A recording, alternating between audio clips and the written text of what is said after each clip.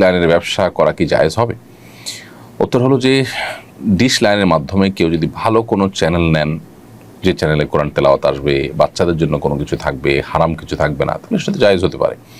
কিন্তু যদি বেশিরভাগ ক্ষেত্রেই সেখানে হারাম এবং আপনার শরিয়া নিষিদ্ধ যে বিষয় আছে সেগুলো দেখার, বা সেই সব চ্যানেলগুলো, যে চ্যানেলগুলোতে সারাক্ষণ হারামের আপনার প্রচার প্রসার হতে থাকে, সেগুলোই আপনার বেশিরভাগ ক্ষেত্রে মানুষ নেয় বা সেই চ্যানেলগুলো আপনার সাবস্ক্রাইব করে মানুষ, তাহলে সেক্ষেত্রে এই ব্যবসা করা জায়েজ হবে না। কারণ হলো, আমি ব্যবসা করা মানে মানুষকে নিশ্চিত গুনাহের দিকে ঠেলে দেওয়া।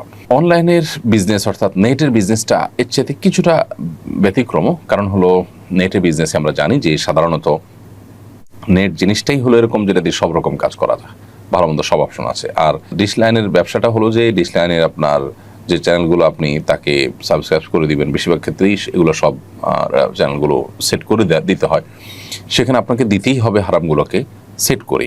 তো সেই জায়গা থেকে এটি আসলে জায়েজ হওয়ার কথা নয়।